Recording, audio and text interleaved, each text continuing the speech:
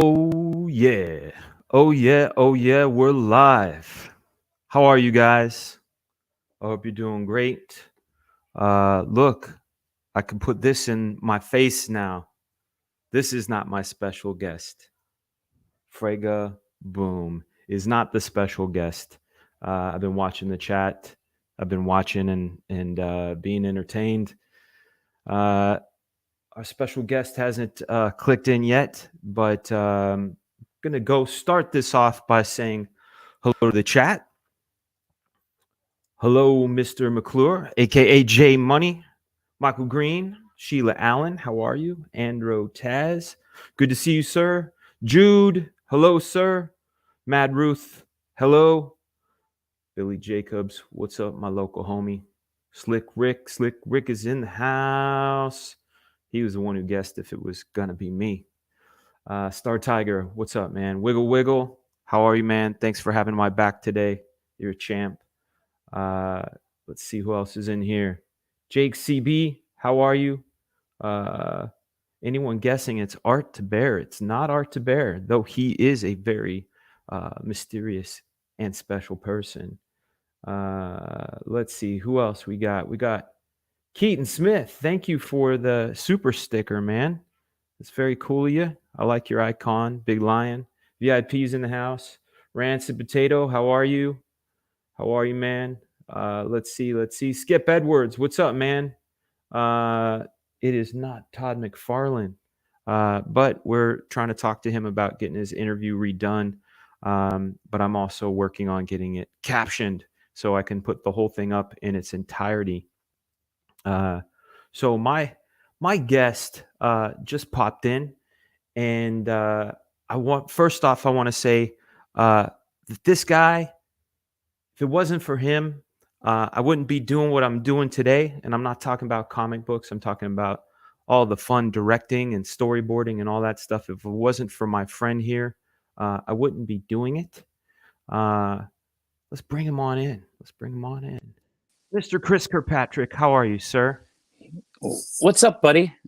I love the fact How are that you're in a grassy field. Can you hear me? I can. You sound good. I am in a grassy Yeah. field. I was gonna put a big nuke behind me, but I was like, you know what? Nah, I'm a gentle I bunny. think the grass is more appropriate for the bunny rabbit.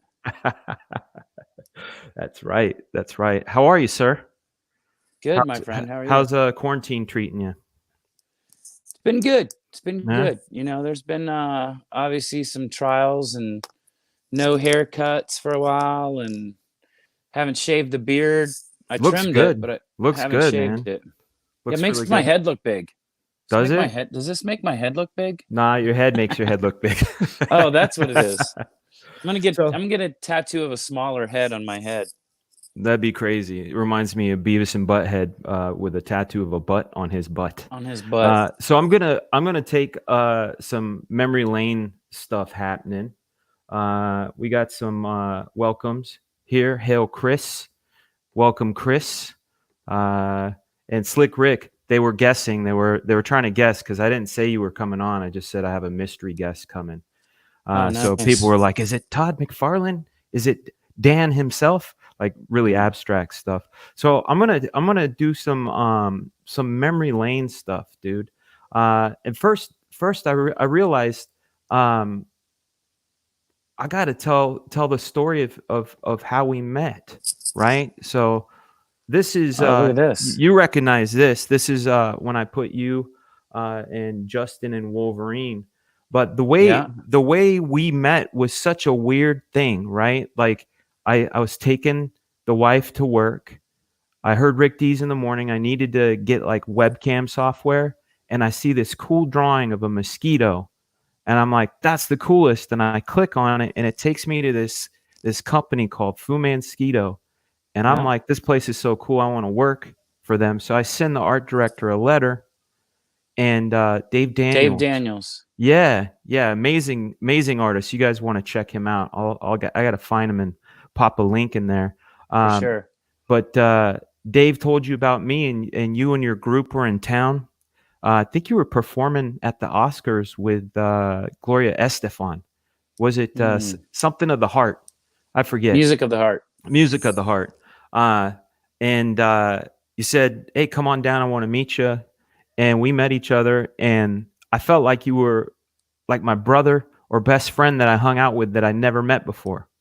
It was Yeah. like it was the coolest thing. And the weirdest part is we actually never worked together. Like we Nope. hung out a bunch, and we didn't work together. So, but I here's I put you and Justin in Wolverine, and here's the panel, the initial panel, but the colorist got it wrong. So we went for a round two, and I shot some reference photos this time. That Big Lonnie and Yeah. Ryan and Excel. So this is how that page ended up turning out, is putting that in there, and of course we know good old Joe Mobihill eating the burgers. Yeah. Um, that's us when you guys were on Look at that tour. hair, dude. I know it's fucking You would think horrible. I'd be talking about myself at this point, but I'm talking about you. That Yeah. was right before a show, obviously. Yeah, yeah, yeah. And the one of the things that like for me that was the coolest thing ever, and I don't know if I've ever had a chance to thank you for this, but you put the gear station in every one of your shows. Like when you guys would be in between songs, you had these videos running, and when you Yeah. guys were hanging out in what was this, like a circus situation? Yeah, You we you guys basically filmed this thing that was like we wanted everybody to think like the backstage was this amazing, when you go to a show, what you would assume backstage was. yeah, Meanwhile, backstage is like quick change rooms and sweaty clothes and somebody trying to throw stuff off. But we wanted to make it look like it was this giant fun play place with like video games. I mean, there was some of that backstage, but yeah. like where we were doing the quick change was couches and we were all just back there relaxing in between songs. So this was a scene that we'd cut ahead of time to make it look back like backstage was like that. And that's why we had the magazine or your comic book in there. That's so cool. And I remember one of the things at one of your shows, going to your show and thinking like, how the hell did they get out there, right? And Mm-hmm. you gave me a little behind the scenes story on how they would hide you guys in music containers that would hold like Yeah. instruments and wheel Uh-huh. you guys around like in the middle of the crowd and get you guys into distinct places and stuff.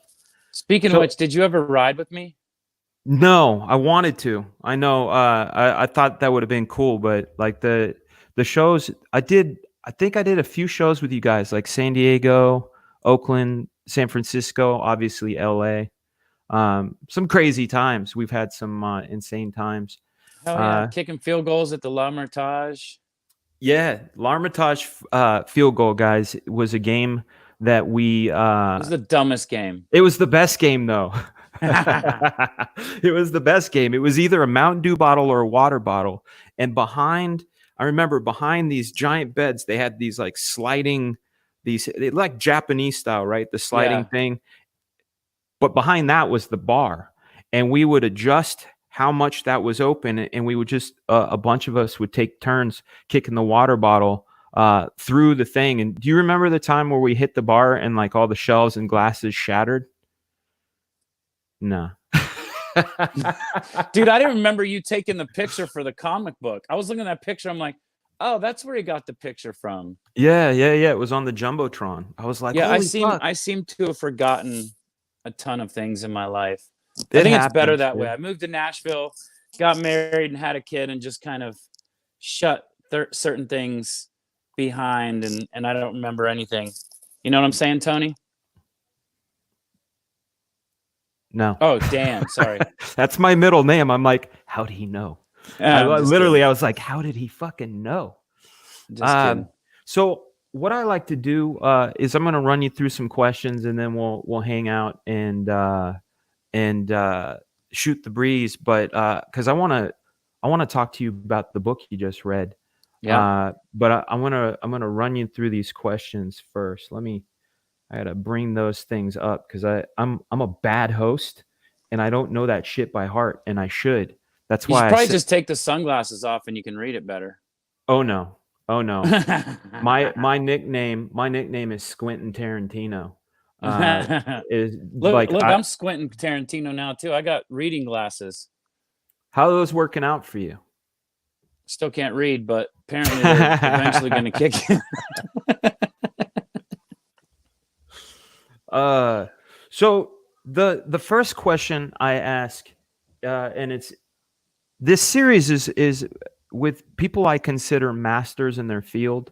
And I mean, people know you as a singer and a performer, but a lot of people don't know that you've produced music for other people and have written, uh, stuff for yourself, written songs for your group, have acted, you've done voice acting. You were in Fairly Odd Parents. You were Chip Skylark.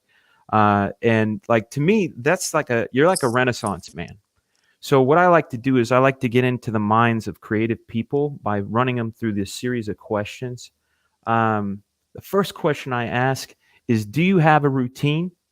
And if so, what is it? You mean a daily routine or a work routine? Either or. Like, what's a work day, a typical work day like for you? Well, typical work day, I wake up, take my pills. I have tons of pills. My wife feeds me all these vitamins. So I That's a take good tons of woman. vitamins. We try to make this real healthy breakfast. Go out for about a 45-minute bike ride. Nice. Come back. When I come back from that, I'm all invigorated. So I want to like do everything in the house. And since we've been quarantined, it's changed everything. Like now, this is my new office. There used to be a table in this room, Yeah. and I had all my studio stuff in storage. Right. And I was like, the problem is I've got like 4 giant storage units full of studio stuff. And I'm like, how do I make that into, a quarter of a storage unit or a quarter of a room? So I just started bringing, you can see different equipment from, Yeah, I'm gonna there make your back screen. in. I'm gonna make your screen bigger so people can see. Oh, there we go. Should I turn my phone sideways? If you wanna, you don't have to. I can see you. You got your monitors back there. What is that? A Yeah. processor rack? What's going on? Like, what's happening in your rack back there? That's just mostly my, I've got a MIDI timepiece in there. I've got an API in there. I've got an Avalon. Ooh, an Avalon Pre. I've You know got, Josh Keaton. He gave yeah. me like one, but it was like an outdated one. Like, stuff didn't work in it. There's no such thing as an outdated pre, just so you know that. Well, maybe the gear I have is outdated. So That makes more it's sense. probably my fault. That's excellent. So you get in there, you get it down into your what do you call that? A reduced down studio? I kind of call it my office because I do a ton from here. I do a lot of I do a trivia show on Monday nights that I do from, right here as I'm looking at you. Where can they find that? It's on my Instagram. I am Seeker Patrick. Awesome. You haven't tuned into that yet. You got to check it out. It's fun. I definitely want to. When I get into trivia, I get real hyped, and I get all. This is kind of cheesy. You don't lose trivia. This is more of just me trying to find something to do and keep people entertained at the same time. Like, I mean, I'm doing it. I'm out of my own pocket. Everything's like, all the prizes are, basically NSYNC merch that I have. Hell yeah. And depending on the guest I have on, I'll have some of their merch on there. But, it's basically just I interview for about anywhere from 20 to 30 minutes. Yeah. We've done the first 2 months have all been boy band guys, but we're going to switch to comedians, comic book artists. I know some comic book artists, I could help you out with that. Oh, no kidding. Yeah. That'd be cool. Who was your favorite guest so far? Yeah. Ooh, I don't know. It's been tough. I mean, I had all the guys in the band, but Justin's been up in Montana, so he doesn't get reception. So I couldn't get Justin. Yeah. I got this week I've got Joey McIntyre from New Kids. I remember a story. It was, we went to one of Joey's shows, right? Mm-hmm. It was you, Josh, me, I think XL was there. And this is when I knew McIntyre was a funny motherfucker. He said, dude, he's hilarious. He goes, "Hey Chris, I got to know, when it comes to your being in shape, was it you or Joey who said, fuck it first?" And I was like, oh my God, this guy is fucking incredible. Dude, he is hilarious. I remember we were playing some German show and he was with us, but he was like, this was after the New Kids and this was right during our rise. Yeah. So we take a bus for like an hour and me and him are just cracking in the back. I mean, it's just like punching back and forth, just cracks. And we get there and he didn't have a dressing room because, like, you know, he was just, I think he might have even just been presenting or something like that. So he didn't really have a dressing room. So we were like, hey man, you can use our dressing room. And before he came to our dressing room, we put a little sign on the bathroom of our dressing room that said Joey McIntyre on it. And we thought this was going to be funny. Like, I'm like, oh, this is going to be the ultimate crack. He walks in without even missing a beat. He walks over, looks at the sign, looks back at us, and he goes, times are tough, and walks into the door. That's a quick dude. I was like, man, we tried to crack him, and he got us right back. That's funny, man. Yeah. And I was surprised because I remember back in the day, AJ from Backstreet Boys used to be kind of a pain in the ass. And I saw you had him on recently, and I was like, oh, that's cool. I thought that was kind of cool. Bridges, you know? Actually, you know, me and him are really cool now. We're actually probably the closest in the band. That's awesome. I mean, I've got to see him a lot. Yeah, we talked about it when I interviewed him. We talked about our little beef stuff. It was like, I was like, you know, it's funny that we used to have beef and everything like that. I was like, and he was like, no, it wasn't really beef. It was just that you were going to kill me. It's true. Like, well, you used to say that too. You're like, I'm going to fuck that guy up. That's funny. That's funny, man. But it was over stupid shit. And now we're like I said, now we're like really close friends. He's awesome. Yeah. When you get into your office and you work on, you said you do the trivia thing. Do you work on music too? Do you write? I basically, this is what my writing is now. You know, it's all like, it's not the old or what I used to do. You know, get the computers out, get everything all ready. You know, it's been tough trying to take a giant studio and make it small because there's so much gear that I'm still at least like attached to, if that makes sense. I know it sounds weird, but I'm attached to some of my gear. And you know, you're talking about gear that's outdated. You know, you're talking about everybody's writing on laptops now, and here like I am with all this. I had that same conversation with Josh. I said, for all this like pricey gear you have, I've paid a tenth of it, and I have it as a plug-in now. Yeah, you know, this rack that used to cost like $100,000 is now like a $700 plug-in. But there's still something to. There's still something to. You know, I know that Reason lets you. Oh, I love Reason. What version of Reason is that? Oh God, dude, this looks like the original. Yeah, I'm like, that's an old logo, dude. No, I love Reason. This is the original. It says, this could be a really cool new thing we started. No, I'm kidding. But anyways, there's you know, keeping something to being able to plug things in and knowing, you know, your signal flow and knowing that, you know, here's this piece of equipment that's doing the work that you're asking it to do and not a plug-in that, you know, I think there's still some old school heads out there who like that kind of thing, which I'm kind of torn. I wish I could do everything on my laptop. I wish I had, you know, I wish I had the moxie to sell my outboard gear and all my stuff and buy the nice new stuff, but there's safety in, you know, knowing that, oh, look who that is. It's Chris. You remember Chris from when we went over to Six Flags? Six Flags. He had his little boy Nash. She's like, yeah. You saying hi? Hi. Into the mic. Perfect. Yeah, why not both, man? Like my setup, you know, I have like a really tiny room in my house dedicated to it, and it's like monitors, a lot of MIDI inputs, like an MPC. But I basically, with the exception of like a Jomic Pre and a couple other things, I keep it like very compact.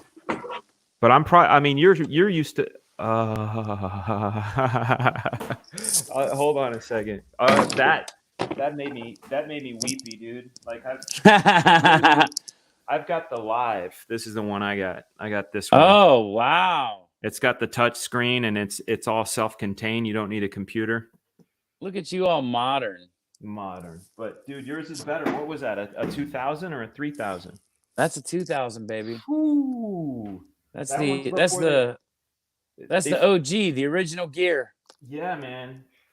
Yeah. Holy shit, man. I just got You know, it's funny. Hold on, let me take these out for a second. yeah. It's funny that you've got like Whoa, is that these like mini a cords. little, yeah. What is it? Is that a like a modulation pad? Yeah, it's basically just USB. Yeah. You know, all this like, you know, obviously I know a lot of this stuff, but there's a lot of it that I'm just like, man, like you were saying, how crazy it's transferred from old school gear to plug and play stuff. Hold on, Chris. I'm sorry. She likes to Mhm. do this to me. What? Can I play Doom? Doom. Yeah, go ahead. Thank you. That was my 9-year-old little girl saying, "Can I go play Doom?" She wants to go blow things up. That's my girl. How cool is that when your kids start like my kid, he's Yeah. only 2.5, Yeah. but you know, already like one of his favorite superheroes is Spider-Man, which, you know, that was my favorite superhero. 100%. And I'm just getting him into Star Wars, and he sees BB-8 and doesn't say a word. But if anything has R2-D2 on it, he freaks out. Look, Dad, R2-D2. Yeah, because he's wise, man. He knows the old stuff is the good stuff. He loves Doctor Who. Anytime I'm watching Doctor Who, he comes in and he's got his little what is it? The galactic screwdriver? Sonic screwdriver, yeah. Sonic screwdriver. Yeah. And he goes, "Look, Dad, Doctor Who." And I'm like, yeah. Which Doctor Who you guys watching? Tom Baker. Oh, okay. The old, like the scarf Yeah. dude. Oh, yeah. Old. Yeah, we don't watch new Doctor Who. Oh, Chris Eccleston's awesome though, and Matt Smith. I like is good. John. What's his name? John P. John. The one that was right before Tom Baker. He used to be my favorite. Oh, then, of I don't course, know Tom that Baker. one. I used to think it was cheesy, like the old ones. I thought was cheesy. It is cheesy. The aliens were like dudes in trash bags, and you know. Yeah, that's the point. That's what's great about it. I love seeing strings, dude.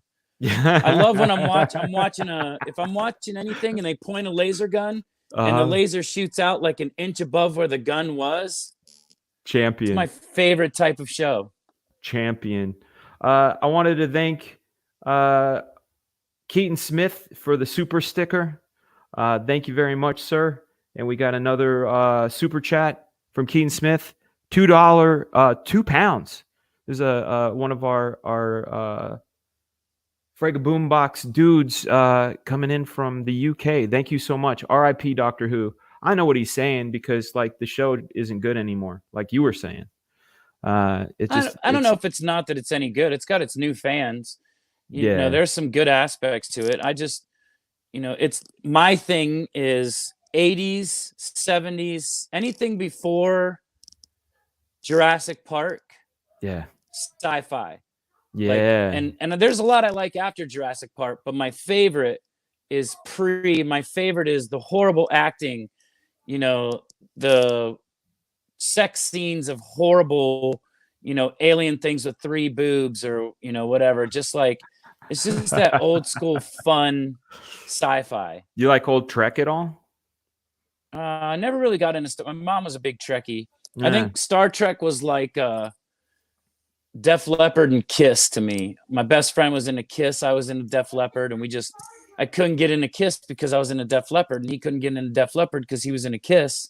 Yeah, weird. So it's weird like I was rules. Star Wars. Yeah. So it was like Star Wars or Star Trek. Eddie Winkler, thank you so much for the $2 super chat. CK is a cool dude. Fuck yeah, he is. Wow. We only have cool dudes on this show. So here's a question. This is one that is always interesting. I get asked it a lot. What do you do when you don't know what to do? Read. Really?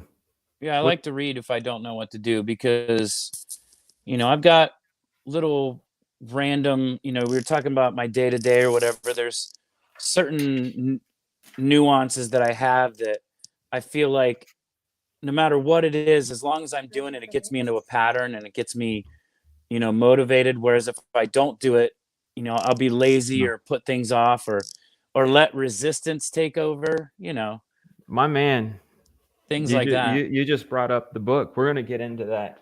We're gonna get into that. But yeah, that was there. It is. I talk about that book on my show a lot because Do you? oh yeah, it changed my entire outlook on things. You know, we only get the one life. And Mhm. I guess it's a culmination of things. Like when you hear nurses talk about people's deathbed regrets and like I Mhm. wish I woulda and all these things, and I had all these ideas and I was just waiting. And this guy Stephen Pressfield, the guy who wrote that book, puts things in such good terms uh, that it feels like he's inside your head. You Yeah. know, but we'll definitely get to that. So you like to read. I remember you've always been an avid reader. I remember back in 2001, 2002, you showed me this book that also influenced me called "Who Moved My Cheese." Do you remember that? Yeah. Who moved the cheese? Yeah, that Yeah. was Here's a. another. Here's what I've moved on to. Oh, that's a good one, Dale Carnegie. Yeah, that's Yep. a good one. I've already read it, but I'm rereading it. And this is the one I'm almost finished with. Oh, that guy loves hip hop. The Just Art of kidding. I'm kidding. Happiness. Yeah. Uh, have you read the Master Key System? I have not, I'm but I gonna. have I'm gonna. I have the, what is it called? The Secret? Is it anything like that? The Secret stole everything from the Master Key System, and The Secret is like if if The Secret is a McDonald's hamburger, uh, the Master Key System is a Chris Kirkpatrick burger with Tony Chachere's cherries, dill pickle, Oh, and we're having that mustard. tonight, buddy. Are We're you? having burgers tonight with Tony Sashery on it. Yeah. Yeah, you By guys. the way, it's Tony Sashery. I Is learned it that because I called it Tony Chacheri too, until Chachere's? Yeah. some chick from New Orleans came up and totally corrected me on it. Oh shit. Yeah, I've That's the been calling jam, it I've dude. been calling it the Chachere's, and like you're the one who introduced me to it. You as far as burgers are concerned, like friends that have cooked me burgers before, yours is hands down the best. Like that, and not just Simple. because you're here. It's simple.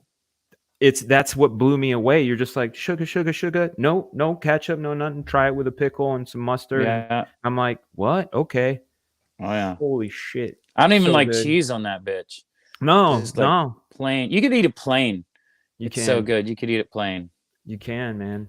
Good stuff. But Master Key System, you want that. Like The Secret is like I said, a whisper of the essence of the reality of the thing.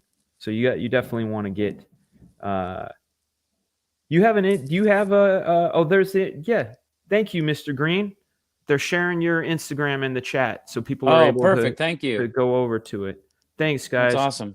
Mr. Green Appreciate it. is the man. Now, if this is all my questions, you've seen them; they're weird. What do you, if you could trade lives with any person, living or dead, for a day, who would it be and why? That was kind of tough for me. I don't know.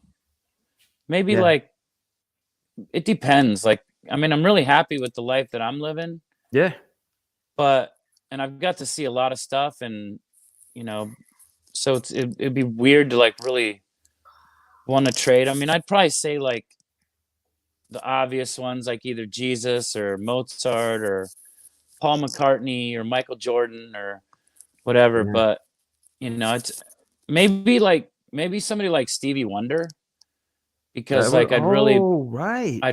I'd really be curious about not just the talent part of it, but dealing with blindness and making it in your favor, and how your other senses are heightened or whatever. So maybe Stevie Wonder.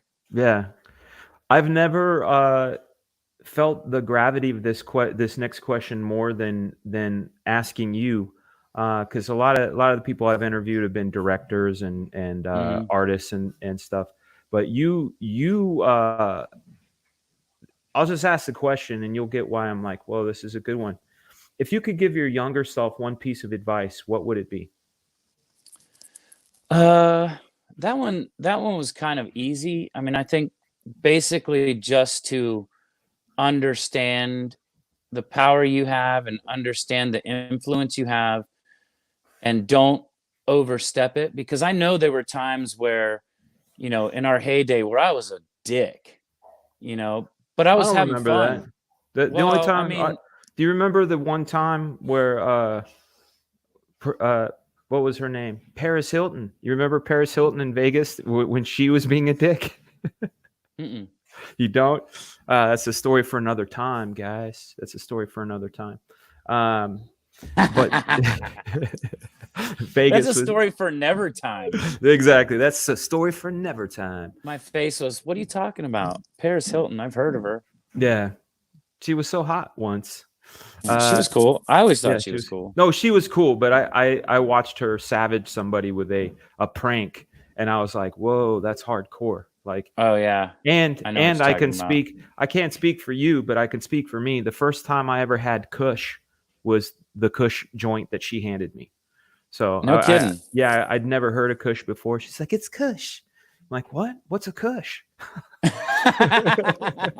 like, oh, this. Now is it's Kush. your life mantra. It is. Kush. Wait, is that the Kush? No, I'm good. Nah, That ain't the Kush. I don't need the Kush. Yeah. Shit.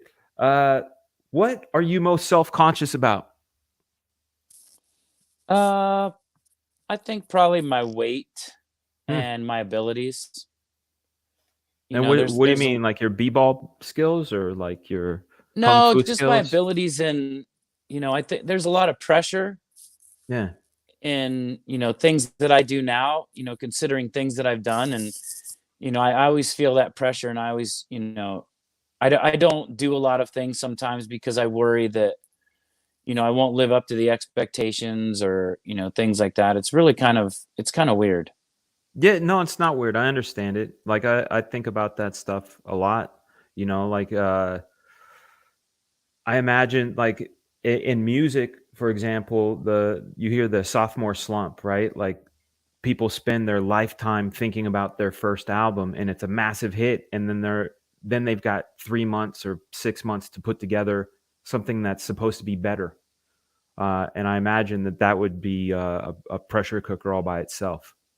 Yeah, that actually has nothing to do with what I'm talking about. I'm a genius when it comes to music. I'm talking about my parties. Dude, Talking about my parties, dude. They used to be a mecca amazing with like thousands of people, and now I get like 10 people come over there and they're like, great party. I'm like, whoa, this wasn't a party. Whoa. This was just a couple people getting together, okay? You know what one of my strongest memories of one of your parties is? What's It that? was 2004 in Orlando, and that's the year the hurricanes were coming, and you were so fucking lit up that you were doing the Lieutenant Dan, like the wind was blowing and your palm trees like fucking bending, and you're like, "Is that all you got, God?" And you're just like, standing in the lake, if I recall. Yes. With a Superman towel around my neck. Exactly. Yeah. And there's like lightning and wind and like rain, and you're screaming. And I'm like, get in, dude. Everybody's like, Chris, get inside. You're like, shut the fuck up. And then I think my Uncle Jay said, hey, Chris, get in. I was like, okay. Yeah, Uncle Jay. How is the mayor? How is he doing? He's great. Yeah, I haven't seen the mayor in over a decade. I think that's probably a good thing. Yeah.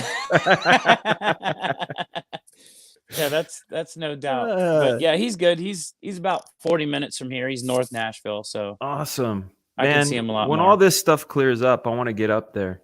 I want to get up there. Bring please. The band. Whatever. I do. Been saying that forever. I've come to see you. I know. You have. I owe you now. What is the most childlike or childish thing that you still do? That's probably the dumbest question. It is that no for you. You should reverse that and go, so what do you do that's like a grown-up? What do you do that's responsible? Yeah, what do I do? I'd rather answer that one because everything I do is childish. The only thing I do responsible is I'm a husband and a dad. Yeah. That's it. Other than that. Hold on a second. I got a dad. I got to be a dad right now. Son, jumping up and down on an exercise ball is a bad idea. Mom said only he hurt himself like a half hour ago. He was bouncing and he like slammed himself into the ground. He See, didn't get it.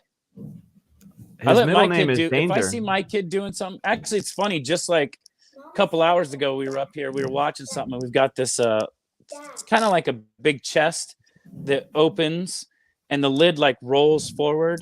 Yeah. And it had rolled forward, and he was standing up on it, and he was getting ready to launch himself over onto the chair. And I walked over and I said, "Hey, listen, you're more than welcome to do that if you want to. But I'm telling you right now, we're either going to go to the hospital or you're going to be hurt really badly." Because I felt real guilty. I'm like, I like to let him hurt himself. Yeah. Because once he does it once, he never does it twice. Yeah. Hold on a second. I have to yell. So I'm gonna do this. I'm gonna I'm gonna do this so you can see my icon, and then Oh, sweet. Then it's just me talking to your icon, and you're probably there dropping F-bombs. I'm going to kill you. I brought you into this world. I could take you out. that's pretty much what I said verbatim. I believe it. Yeah. Yes, you damn chairlins. But yeah, how often do you find yourself like being a dad and saying shit you never like you remember hearing your parents say, and then even as you're saying it, you're trying to explain to the kid, like, listen, I know this sounds like bullshit. I was told the same shit, and I'm looking at my dad the same way you're looking at me right now. Every day, all day, every day. They do stupid shit. They eat too much crap. And I say, you're going to hurt your stomach. I don't care. And then, like, I don't feel bad for you. And I'm like, I sound like my dad right now. Yeah. Well, that's like my kid he'll go into his toy room and he's got these bins and he'll come and just dump a bin out. And I'm like, I'll yell at him for dumping the bin out. He'll play with the toys. Then I'll yell at him to clean it up. And he goes to clean it up. And he's like, Dad, would you help me? And I'm like, no. I told you not to dump it out. There's a reason you take one or two toys out to play with them, so you don't have to spend an hour cleaning up the whole floor. Yeah. Well, that's life. Hashtag dad life. I made the error of actually helping them out. I have to yell some more. Hold on. This is great. The icon goes up. Why don't you just like keep it up and just like bleep out what you say? Yeah, exactly. Just like that. And then just hit the bleep button. Yeah, that's what you see me going, dude, blah, blah, blah, blah, dude. But why don't you put sound effects on that NPC? Oh, I think that's one of the guys in our group. He has a soundboard and but he's drunk all the time, so his timing is just off enough to be perfect. You know what I'm saying? That's perfect. Why don't you do that? Because someone else does it already, man. I want to be punk rock. Dude, somebody else does interview shows. So what? Yeah, but they don't do it from the bunny suit. From the grass. I think you were smoking too much of that grass, is what I think. That could happen. Carrots, gold, the field. Are these your? Yeah. Are these pictures you have, or are these just like backgrounds you found? They're backgrounds. Some of them are pictures I have. Some are backgrounds I found. I've altered most of them. Like these are my homies. Nice. You know, I hang with the homies, or we're back in my living room again. Great. Not my living room. Not my living room. No, we're going back to this. Soldiers. No, I'm not doing soldiers. See, these kids, no respect, man. Zero respect. Would you rather live in the country, the suburb, or the city? See, this is a trick question because I'd rather live in the suburbs with a country house right next to the city. I like having neighbors, but I wish the neighbors were a little farther apart. Yes. But not country far apart. Yes. And I also like driving, 8 minutes, 10 minutes to the grocery store or to a bar or to a restaurant. That makes perfect sense. That makes perfect sense. That's basically where I live right now. The country suburbs next to the city. I love that. My old father-in-law, he had a place that, it was like 20 minutes to get to the nearest gas station from their house. And I'm like, what do you do? He's like, I never run out of gas. That's what you do. You don't run out of gas. It's like, okay. Yeah. He's got that special truck. By the way, he's got a Tesla. Yeah, right. Back in the day. Yeah. This is one of my favorite questions because it gets into your mind. If you could learn any new skill instantly, what would you want it to be? And it could be a superpower if you wanted. Try to play every instrument really well, like Stevie Vai on the guitar, Billy Joel on the piano. So you want to be like Prince? Yeah, pretty much. That's Yeah, pretty maybe awesome. I'll change from Stevie Wonder to Prince as the person I want to be. Well, then you get double the duty, man. That's pretty awesome. You said duty. I'm too stoned to not laugh at that joke. I know. I've seen Wreck-It Ralph too many times that. Yes. Oh, that's the now other it's like thing. you said duty. They bring your tolerance of what's funny way down.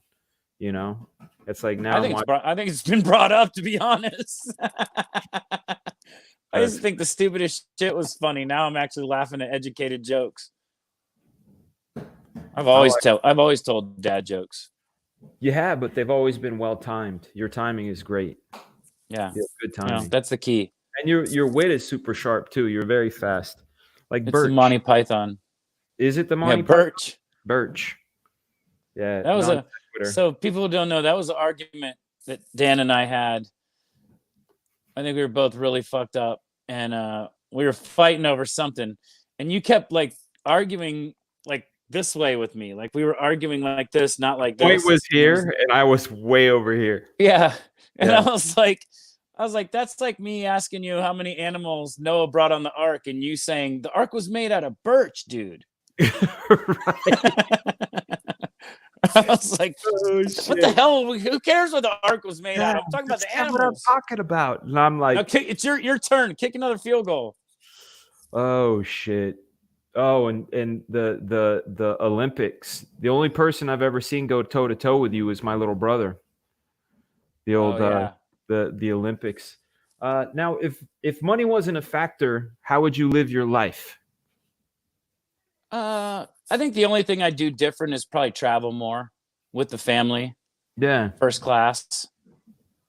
You know, other than that, I mean, you know, we're pretty happy with where we're at.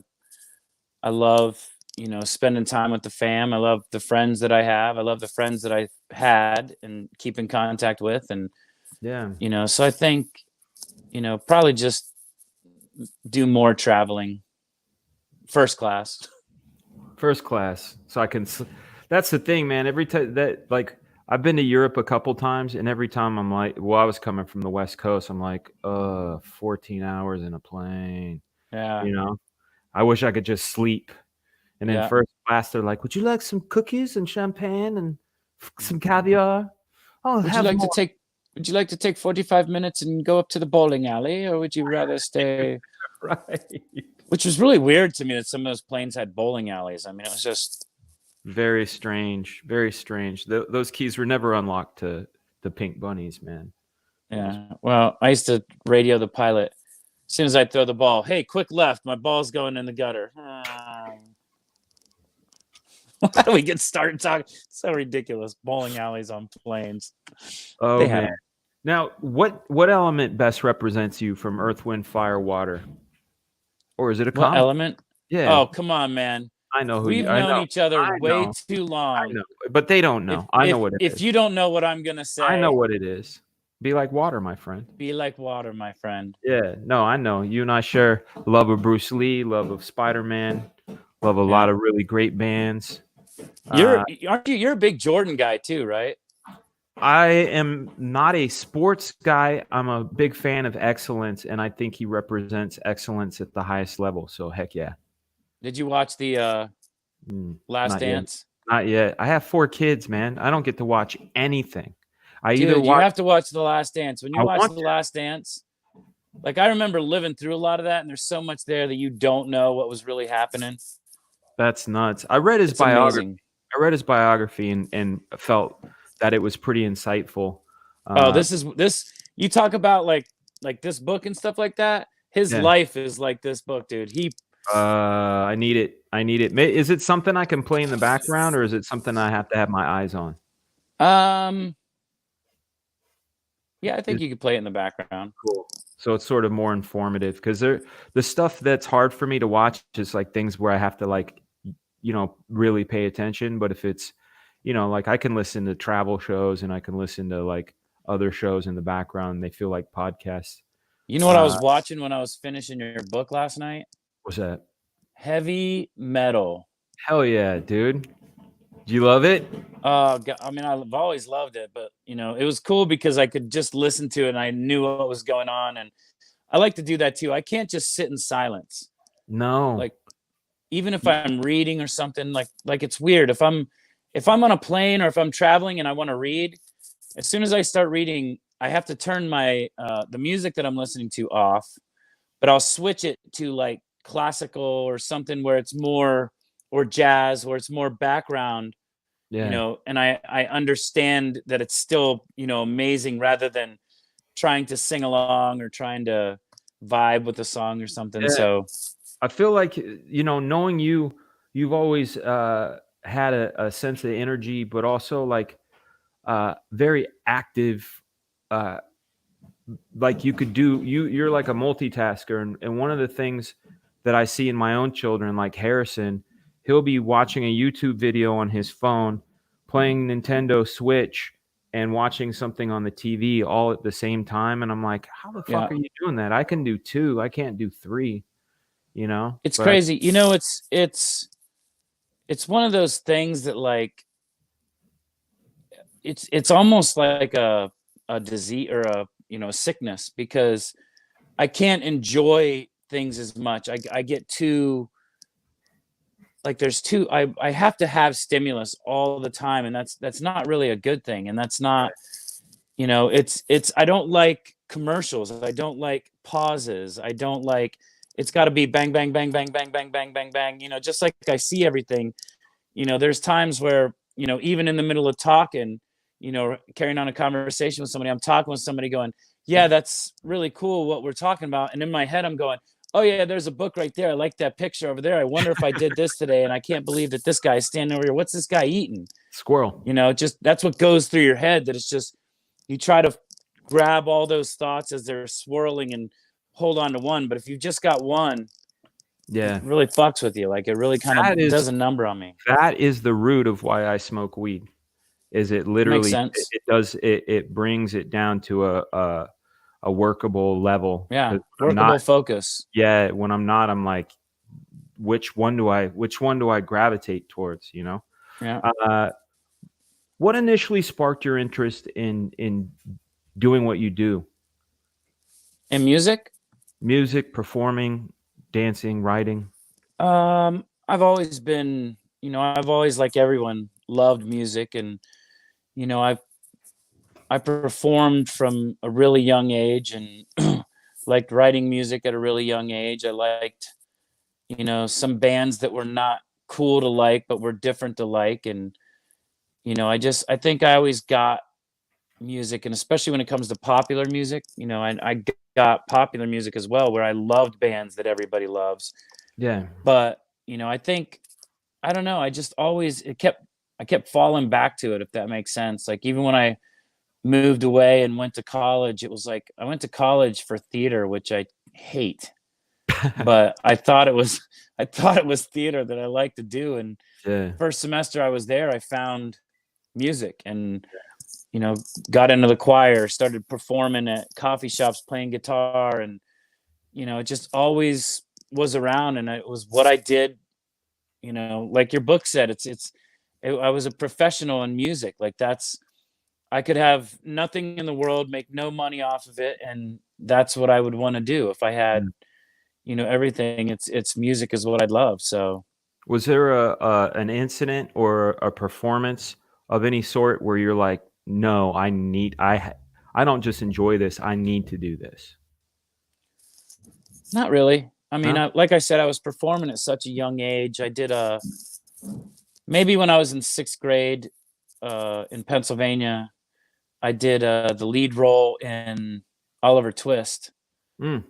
And that really, got me into musical theater and music. And like I said, it's weird. The only I saw Spam-A-Lot when it comes to musical theater.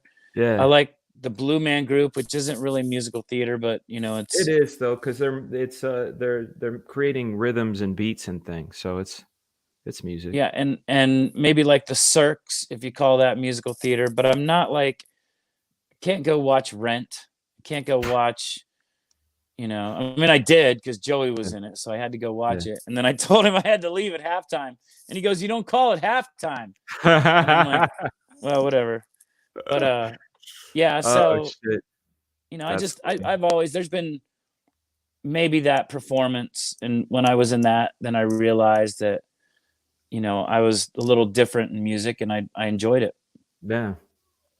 And you have one of the things I've always enjoyed about your contribution to your band is your knack for creating harmonies. Where did you get that from? Is that just like something you knew how to do, or did you learn that? Yeah, I mean, even when I was a kid, it was like I always liked harmonizing. Same reason I can sight read music, so I'd get in trouble in chorus all the time because it's right there. It's like reading a book. You know where the next note is going to go. You can see it's a step higher, a half step higher, 4 steps higher, 3 steps lower, whatever. So sight reading was easy for me, and it got me bored easy.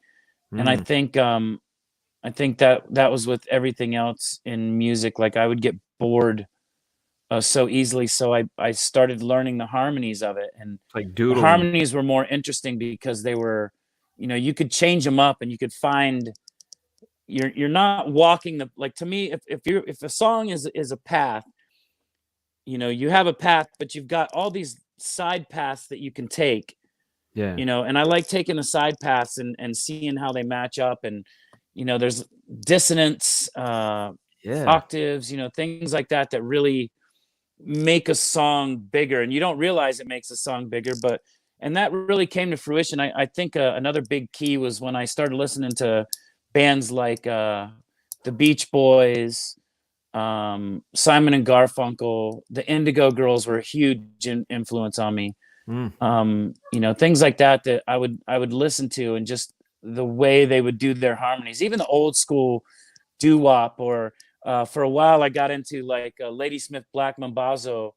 That was another one that really influenced me. All those African, choral. I mean, they were throwing. It was bigger than country music. Country music likes to sing every part in the backgrounds, whereas the African music was like every part and then some. So yeah, it was. I really got into that kind of music, and that's really what challenged me, and what got me into doing the harmonies. What are some bad recommendations you've heard in your profession?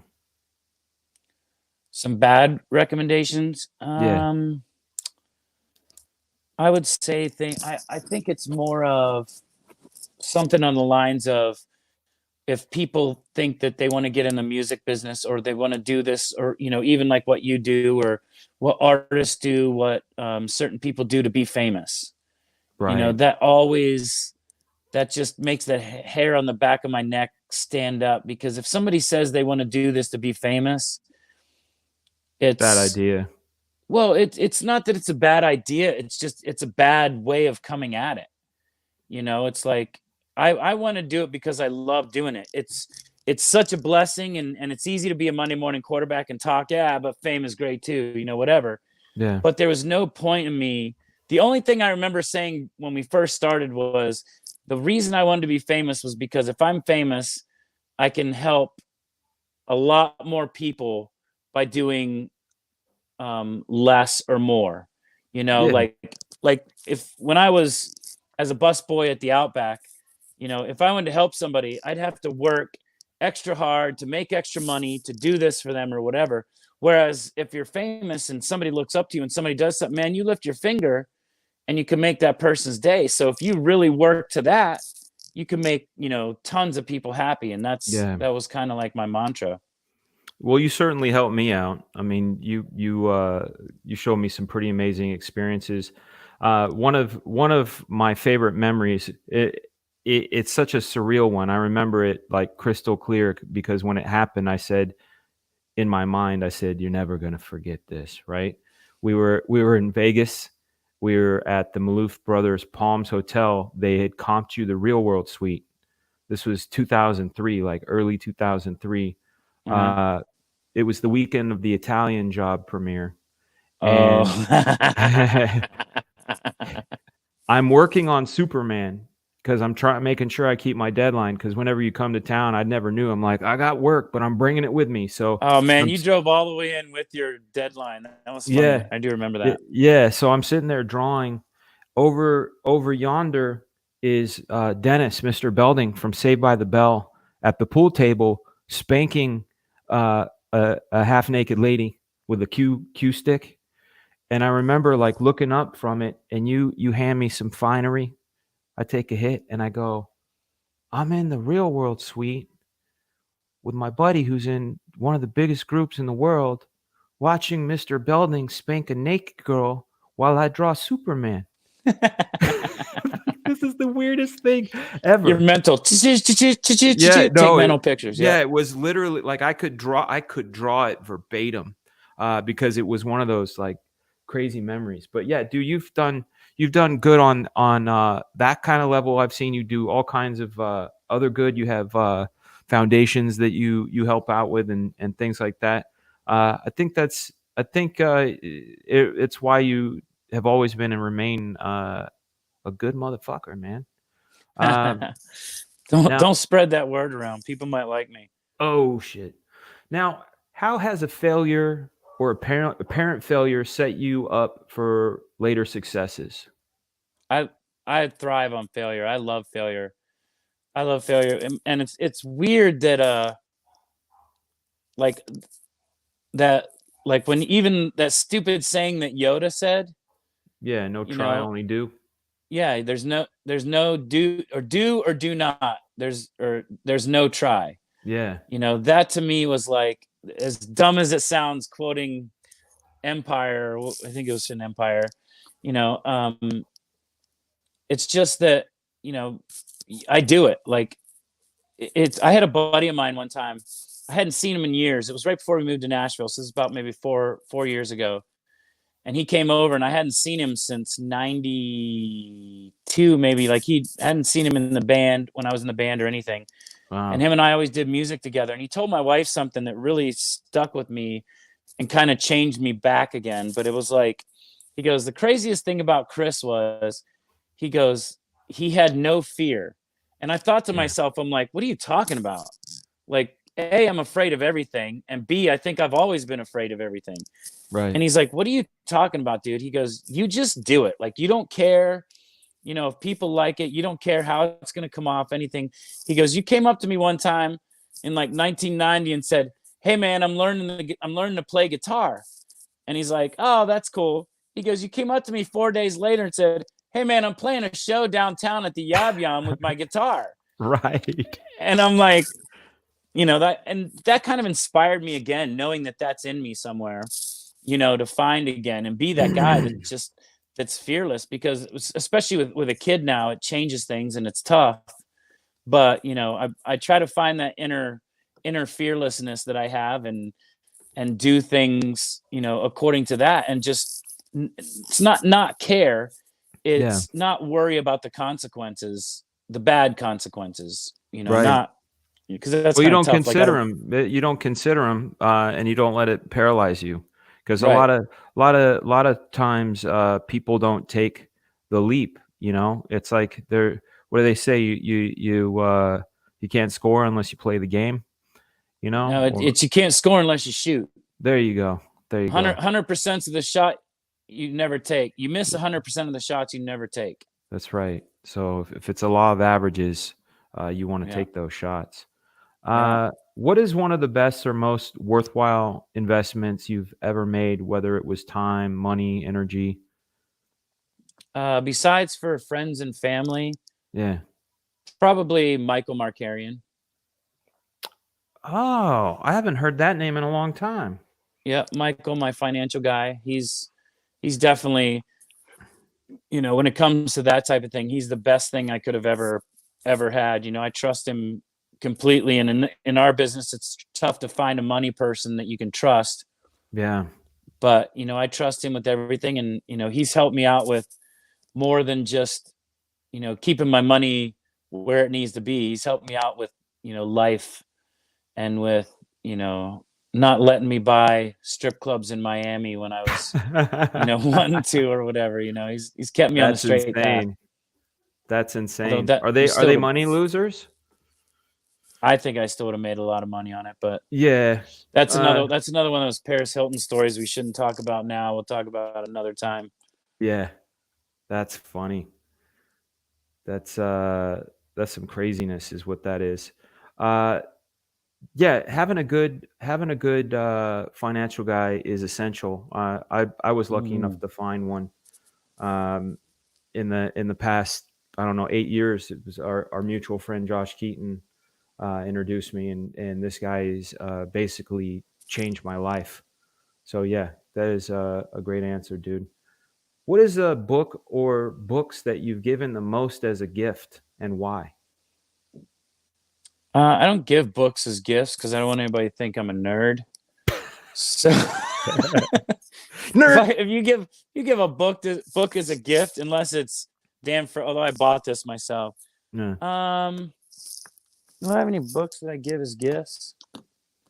Not really. I mean, Are there books? How about this? What are your favorite books you've ever read? It could be as few. you know as what's funny? two. I was just thinking about that. I was thinking that I don't read fiction.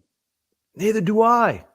You know, it's like now I did read science fiction. There was some all the Dragonlance books. I was just about to say you gave me a book with Tanis and somebody. It was Caramon, all those Yes. guys. Yes.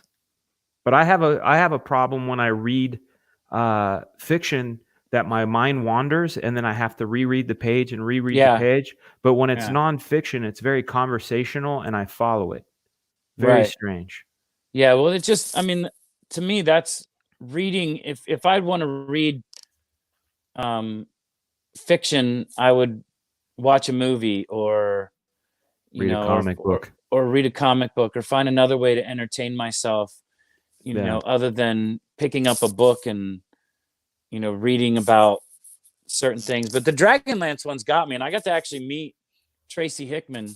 Whoa. And he signed a copy of the book I went to when I was doing a Comic-Con in Atlanta, actually, Dragon Con. Yeah. He was there, and I went to his panel, and, you know, I went up, and they're like, oh, yeah, wait around. He wants to meet you. And I'm like, what are you talking about? He wants to meet me. He created one of my favorite books of all time. Yeah. So I still have that book. It's something autumn, like the leaves of autumn or something. Yeah, the leaves of autumn. There you go. It's great. Boom. I have it sitting right there on my. Yeah. What has been your favorite book of those nonfiction books? Like I can say for me, probably the most impactful books are that one I had you read, the War of Art, and then the Einstein Factor is another one, and the Master Key System. Those three would be the most savage.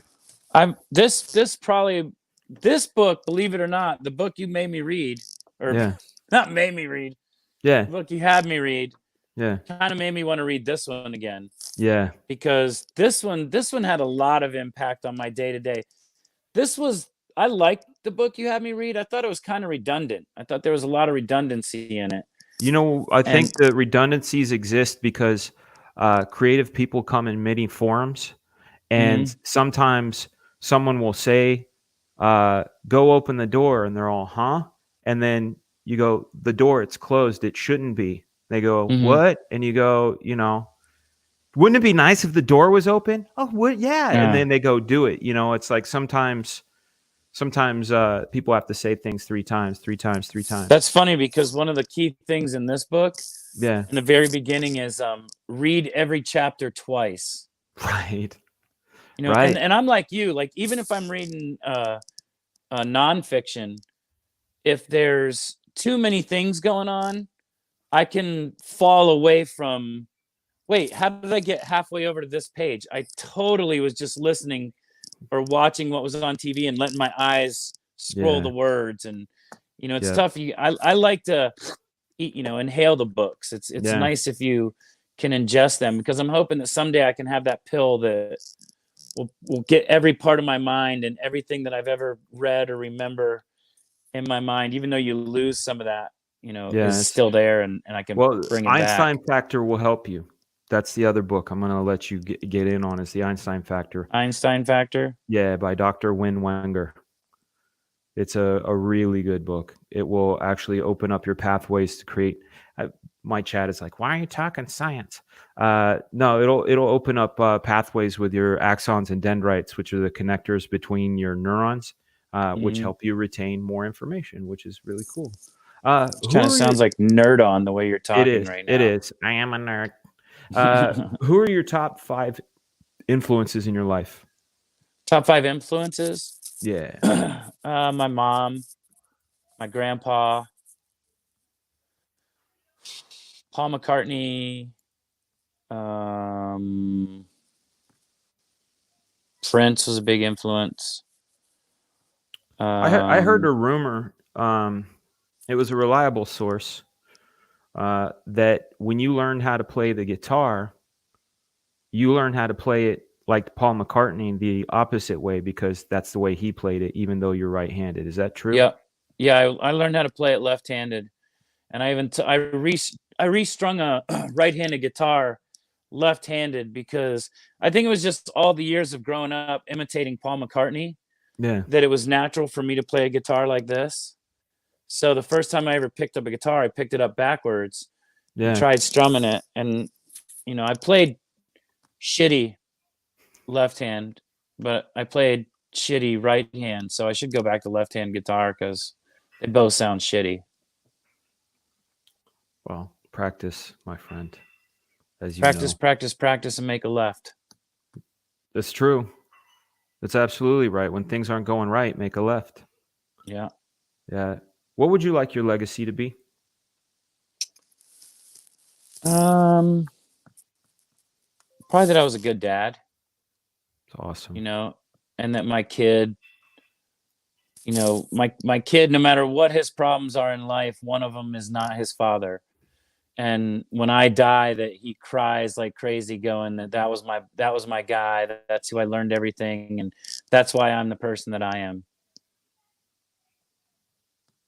Other than that, I don't give a shit. You trying to make me cry, bro? No, I'm not. I'm just saying, other than that, I don't give a shit. I was in a boy band, for fuck's sake. Yeah, I know. What kind of legacy? Yeah. No, I mean, you guys have legacy. I mean, that's the thing, is like chapters. There are chapters in music that go back, especially in the boy band arena, which is really good. Mm-hmm. Doo-wop bands, the Beatles, of course, the New Kids, and then you guys ushered in a whole bunch of imitators, and then the ebb and flow thing. So man, you guys broke records.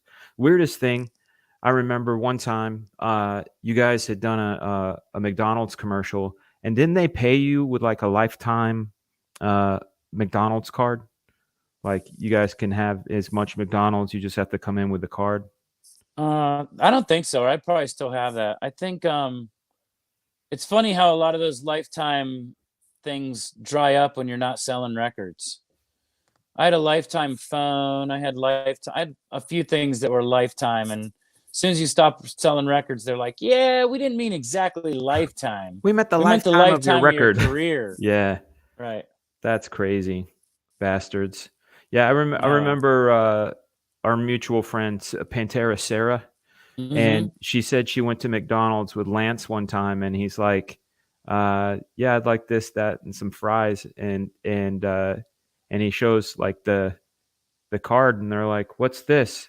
And he's like, "It's like my lifetime thing," and they're like, "I don't know if we can honor this, sir."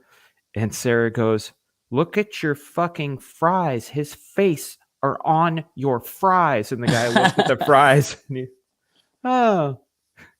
so weird. I guess we can honor him.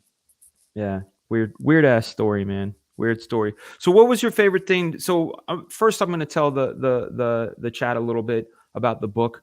I recommended to you, and it's probably one of the most, like I said, one of the most important books I've ever read. It's called The War of Art, and it's talking about creative people and having creative ideas and always making excuses, or like you said, the word he uses is the resistance. I'll do my book, I'll write my novel, I'll make my short film, I'll write my album, I'll write that play, I'll do whatever it is once I have this much money or this much time, or excuse after excuse, and then after years nothing ever gets done. So this book gives many examples of people that have battled it, and like you said, yeah, he says it in 3 or 4 different ways how to get around the problem. What did you take from the book?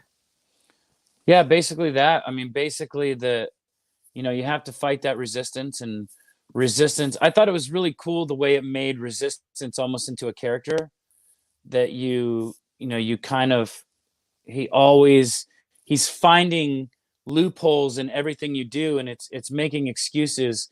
Everybody's got excuses. I thought it was interesting about the muse, when they were talking about the muse part, Yeah. where they said everybody's got a muse or angels, whatever you believe in, and they're there. And I really like the professional amateur type comparison, where either you're a professional at what you do or you're an amateur at what you do. And most of them are if you love what you do and you do it for the sake of doing it, you're a professional. Yeah. Whereas the amateur will dabble in it, and he doesn't have to do this, that, and the other, because he's just kind of dipping his toe in the water, or just wherever. Whereas a professional has to finish things. He has to, it's part of him, he has to do it. You don't do it for for others enjoyment, or for other people to give you praise or things like that. You do it because it's in you to do it. And I thought that was pretty cool. I took away a lot of cool things from it, but like I said, it was just, to me, it was just a little bit redundant, and I felt like I understood, like you said, hammering it home. Yeah. But there was definitely a lot of things I took from it, and like I said, made me go back, and I'm going to start this book again. That's Read it exciting. twice. I've done that book twice, and there's another one. That's the How to Win Friends and Influence People, and then there's another one that's good called Science of Mind. Another one called In Tune with the Infinite. That's the other one. If there was a number 4 in my stack, it would be In Tune with the Infinite. It's an old book. Both Master Key System and In Tune with the Infinite inspired books like Dale Carnegie's book. Dale Carnegie is like the In-N-Out burger. Like it's in between a homemade burger and a McDonald's burger. It's good. Right. But Master Key System will change your life, bro. But it's good. It's good that you're getting all of them. That's pretty exciting. What are your plans? What are you going to be doing? Like, are you writing? Are you what excites you these days? The kid, the family, I think getting this place up and to where I want it. Yeah. There's a lot. I mean, I think my life and career are exciting right now, because I love the fact that for the last 10 years or 15 years or 20 years, I wake up in the morning and every day is a new challenge. Oh, today I'm going to go fly to LA and do a TV show. Tomorrow I'm going to fly to Europe and film a part in a movie. The next day I've got a guy coming in. We're going to write a song together. Just, I like that my life isn't a normal 9 to 5. It's not a wake up, put the coffee on, have that, like this guy describes in his thing, have that meeting on Monday morning where you delegate what everybody's going to do for the week, and things like that. Like my Mondays are my Thursdays. It's all Right. it's all the same. It's all wake up, do your work, get the things done you have to get done, and then enjoy it. Yeah. I remember I have all these weird sort of like almost keyframes of knowing you, because it's almost been 20 years. I met you in March of 2001, I think, is when I met you. And I remember you guys had just finished up, I think it was the Celebrity Tour, and you had gone home. And I said, bro, you sound pretty mellow. And you said, it's really weird, dude. You got to understand. And I'm paraphrasing, but you said you got to understand. For the past 7 years, I wake up. There's somebody telling me where to be, and takes me to. We go to a hotel. We get in a car. We get in on an airplane. We go on stage. We're told you're going here now. You're doing an interview. You do the interview. You go, and you said, and now I'm at my house, and it's like it's just quiet. And I remember you saying it was the weirdest thing. You remember that? Mhm. Oh yeah. That's got Yeah, to I be mean so that's weird. I remember it was one of the very first times, like, hanging out with you. It was always fun and very vicarious. I'm like, whoa, that's fucking cool. Like I met Jason Statham because of you. I got to Mhm. work on that movie because of hanging out with you, and there were a lot of really fun times, but then just that, I remember that particular time, it like really uh it made me go, holy shit, that's got to be like the most insane thing. There's not that many people on the planet that can say they've experienced that, which is yeah. pretty It cool, was man. it was definitely a culture shock when, like I said, the schedule stopped coming from underneath the door, and Yeah, you don't have to go, go, go and be here and be here and do this and do this. You can just kind of sit back. And I don't know if I handled it right. I think I would have changed that for sure. I'd go back and tell myself to keep your head to the grindstone. I especially watching like this Jordan thing and stuff like that. Here's Michael Jordan, winning 3 championships in a row. yeah, And then, and I always think of that in sporting terms. Like because when my team wins, you win the championship, you're like, okay, we can relax now. We just won this year.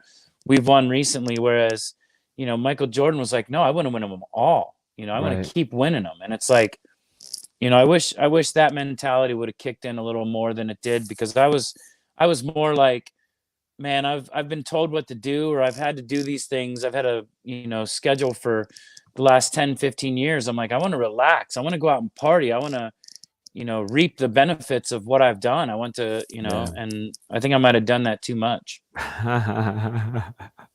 It's a lot of fun. Yeah, it was definitely fun. It was definitely a lot of fun. Have you ever read the biography of Michael Jordan? Nope. They The author theorizes, and I read 2 books. There's one called Relentless by Tim Grover, who was Hmm. he's Kobe's personal trainer, not for the Lakers, but a guy that Kobe hired. Same with Jordan, same with Dwayne Wade. These guys use this Tim Grover guy, and he wrote a book called Relentless about the mindset that he put into these guys. But one of the things that after reading that, I was like, yo, I need to read the Jordan biography. And apparently, what had happened is his dad, Jordan's dad, was working on the car, and he said something like, "Give me a 3 1/4," and Jordan grabbed a wrench and handed it to him, and it was the wrong one. And his dad said, "This isn't a 3 1/4. Go back inside with the rest of the ladies." And that basically set off a bomb inside his head. Like, my dad is never gonna call me that again. And all he tried to do for the rest of his life was basically impress his dad. Makes sense. Isn't that crazy? Like Hmm. the insightful event of go inside and hang out with the rest of the ladies. Makes you think about what you tell your kids, huh? It does. That's why, but it's a weird thing, man. We always want to give them the things we didn't have, right? Hmm. But I'm also noticing, like, my kids are spoiled assholes. Like, Yeah. and they have no fear. Like, I had a real healthy fear of my father.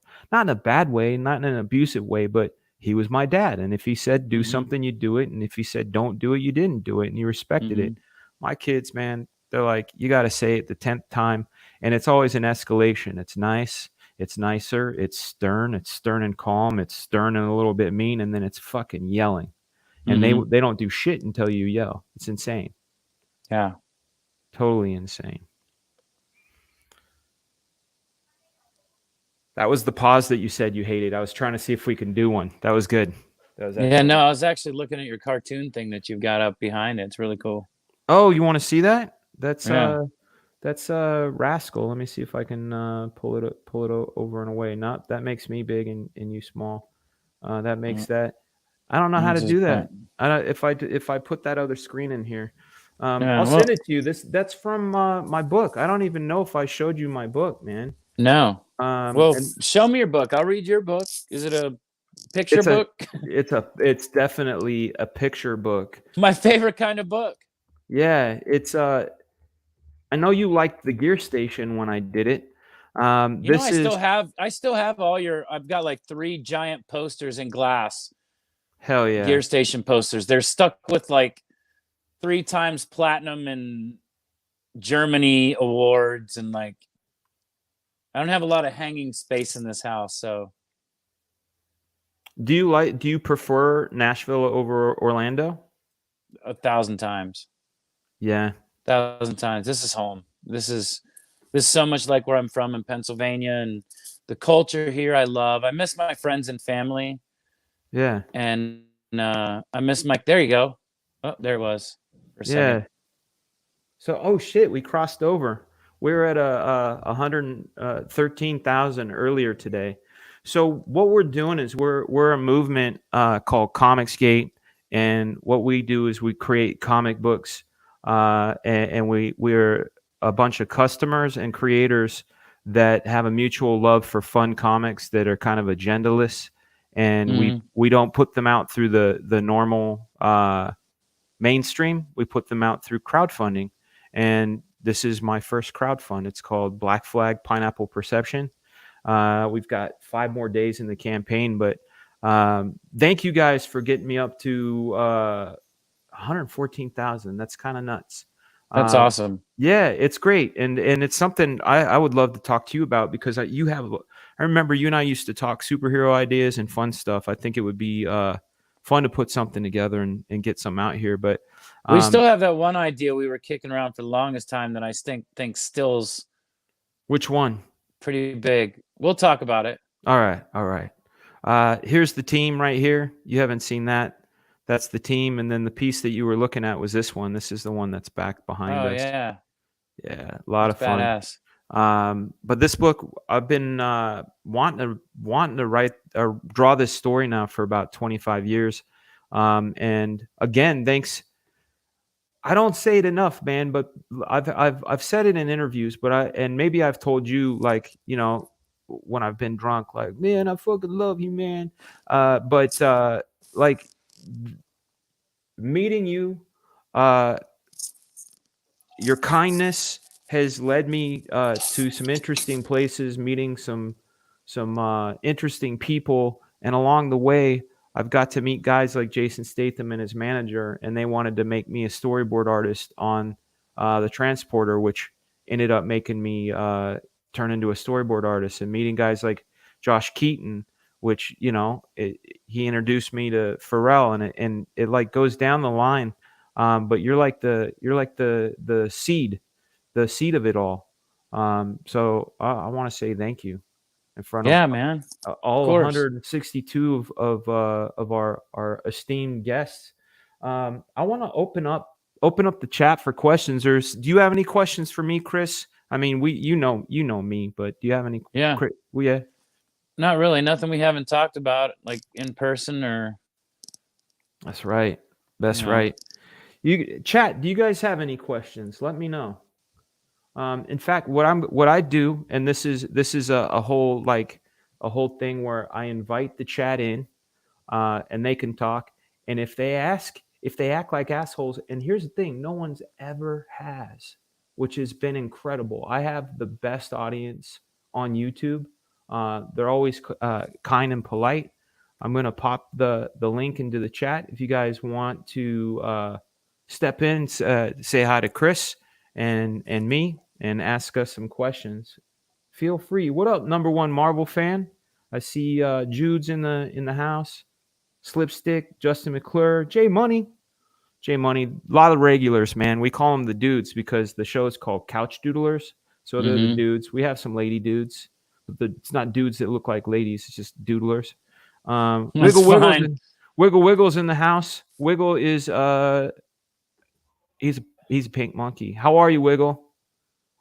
How you doing, Frega? Hell, how you doing, Chris? Hey, man. I'm doing. What up? What are you up to today? Pink monkey. I'm got some goodies today. What'd you pick up? What is that? Karma America. Oh, awesome. Did you Yeah. give it a flip through yet? Oh man, yes. And what did you think? It's really good. Dude, it's like it's exactly what like girls need, you know, something that's like a positive role model. Like she's kind of dogged down, told that she can't do this, can't do that, and she just wants to be a seamstress, you know? She just wants to Man. do what she wants to do. And they tell her that she can't. Unfortunately, you can't get this book anymore. Oh, But it's not even in demand anymore? no, you can't get it at all. Oh, man. Jason know. Bascom, welcome to the stream, sir. How are you? Welcome, hail. Yeah, How you been, man? Did you get to make those edits on that video?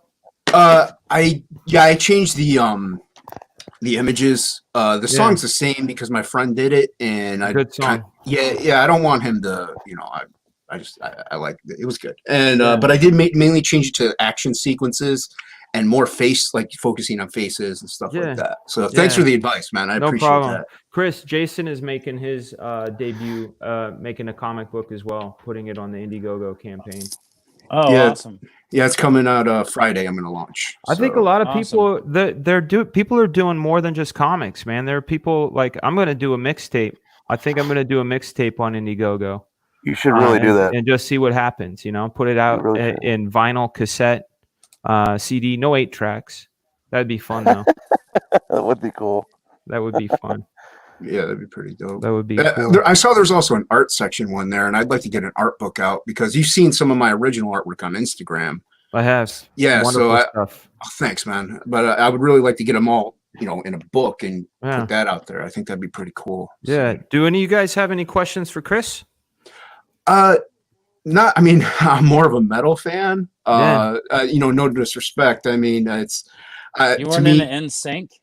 You You know look what? like you actually look like our core demographic, which is Yeah, you so know. weird. I actually had it played you do. earlier before I popped in, but I think my sister listened to y'all back in the day. But yeah, I mean, it was a movement, it was a wave. So I mean, you know, props to that. It was huge, and to say, you know, I mean, to me, it's like like I said, it was a legacy in my opinion because that started a movement. You know, I and got a that's question talent. for you, see?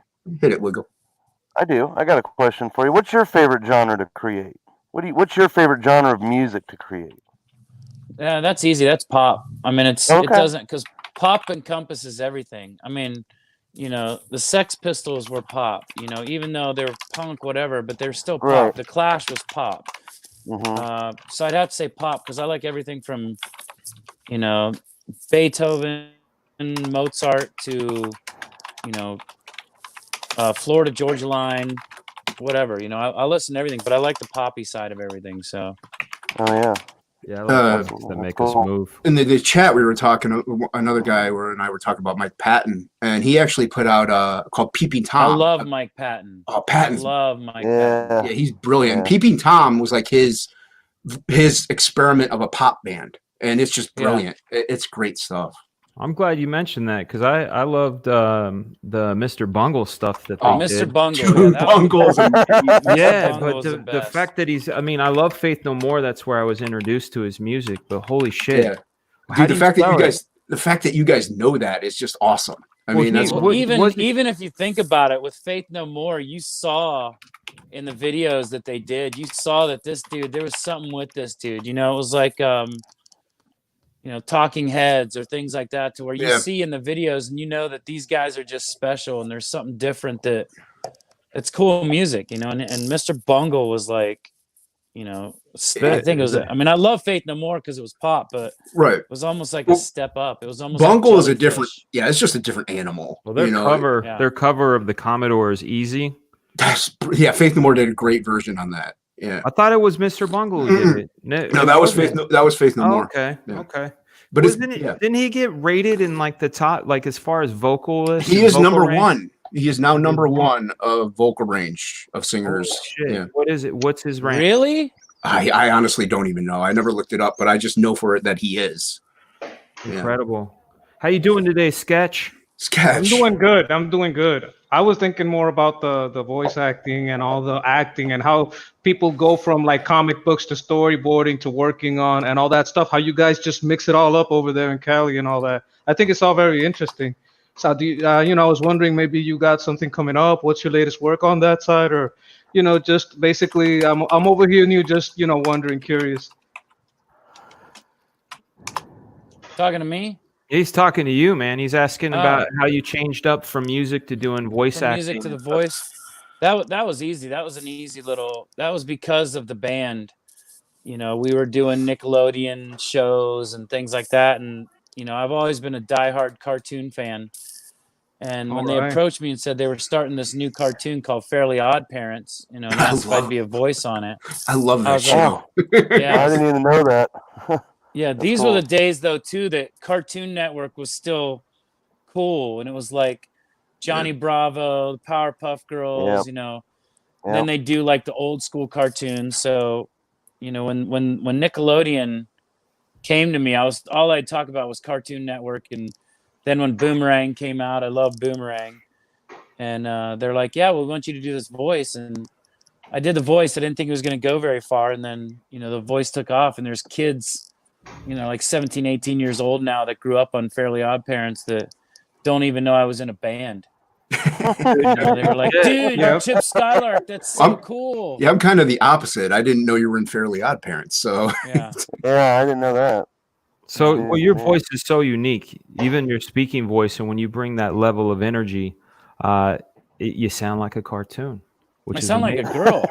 No, you So- don't. Now Oh, I sound less like a girl, but when I was younger, hell yeah, I had a really high pitched voice. I'd have to go through McDonald's and they're like, "Would you Man. like fries with that, ma'am?" And I'm like, "I'm not her man." I was Suck my feeling old, dick. but reading the chat, I was feeling really old. Like, who's the mystery guest? I'm like, man, I feel so old. I just called you. I just called you In Sync because I thought that was easier. Yeah, that's all right. My man. middle name should be From, anyways. Oh my god, that's awful. That's Well, I was thinking because of the grueling schedules that kind of like touring, makes something like voice acting seem like even a little easier than what you had to go through before. Maybe I don't know. I'm just guessing. I actually think voice acting was really hard. It what was I've Because heard. like real acting, it's like a lot of things I do. I love people. I love to play off people. I love talking to people. When you get stuck somewhere and they're like, "All right, now say this," you're like, "Say it to who?" And they're like, "To this character." And I'm like, "Well, where's that character?" They're like, "Pretend he's in front of you." I'm like, "I'm already pretending I'm this character. Don't make me pretend like." It was a lot harder. I've heard Acting people in have trouble general. with that with CG sometimes when they're using CG. I hear that too about that. That's a good point. Yeah, Yeah, but I like when it though. and then when you watch those movies back, like when you watch that joke of a Star Wars movie and they're talking to Jar Jar Oh my and they're God, yeah. awkwardly just staring up at Jar Jar. I just keep thinking in my head, he's looking at a guy with a tennis ball and a stick right now. The That acting's one had horrible. extensive behind the scenes, so you're absolutely right. That's exactly what was going on. Yeah, you can tell. I mean, I think they act like that too. I'm like, I think when people act with CGI, it changes a lot because they try to overact, because they try to let you know, "Hey, I'm looking up at something," rather than going, "Hey, this is a character," but they're just staring up, like your eye line's up here. So they're like, "All right, there's my eye line." You're like, well, now you're losing your acting ability. You're just staring up. You gotta have your changes. mind on three things instead of just the lines Yeah, and the person. you gotta not just remember that that's your eye line, but remember that's a person. Well, even Or Liam a- Neeson had a hard time in episode 1, and Yeah. he's a great actor. So Or a Dungan, or whatever the fuck they were called. Dungan. I'm kind of weird with Star Wars because when I first saw it, I didn't hate it as much as everybody else did. Yeah. And I also thought Return of the Jedi was one of the best Star Wars movies. Yeah. Everybody I'm right loves there with you, Empire. Chris. yeah, everybody's got their with that. favorite. Yeah. No, everybody's got one favorite. It's Empire, and I think it's just all. No, these see, people that are see, like- I'm with you. I'm Jedi. Yeah, see, I Mhm. think there's too many Yeah. people that are like, "Oh, I'm a real Star Wars nerd, but I don't want anybody to think I'm not, so I'm gonna say my favorite's Empire." I'm like, Yeah. screw you, man. They're afraid of Jedi's being better. called an Ewok lover. Yeah, that's what I Oh, I it know. love is. the That's Ewok. what But it see, that is. was That's my what it age is. range. When I was Yeah. a kid, Same. Yeah. I went and saw Star Wars, so I loved Ewoks. That's why I'm wondering if, like, 20 years from now, people are going to go, why did they hate Jar Jar so much? I love Jar Jar. Oh God. Well, Star Oh, I It Wars. really think he's a wasn't that Sith. bad. I think Jar Jar is a Sith Lord, or a Sith puppet. I think He's I think the, that he's the only I gun think gun that with yellow theory, eyes.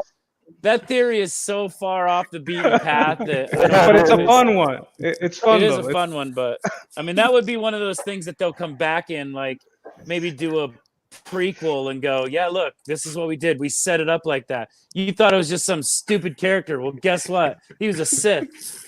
I He's mean, like a broken boxer. the original series and the prequels, they were more kid friendly. Like the newer Yeah. ones seemed like they tried to gear it more for, whatever they geared it for, and it just didn't work. Well, if you think about it, they had to though, because who's going to be their biggest critics? Not kids. It's Yeah. us Nope. fuckers that are all diehard Star Wars people going, well, this can't be true because you talked about this, and don't throw this guy at me because this is. I hated the only one that, I mean, I didn't, the first three I could stomach, so to speak, but that one is a recent one. Oh, the Where- Rise. the where Rise they of introduced- Skywalker.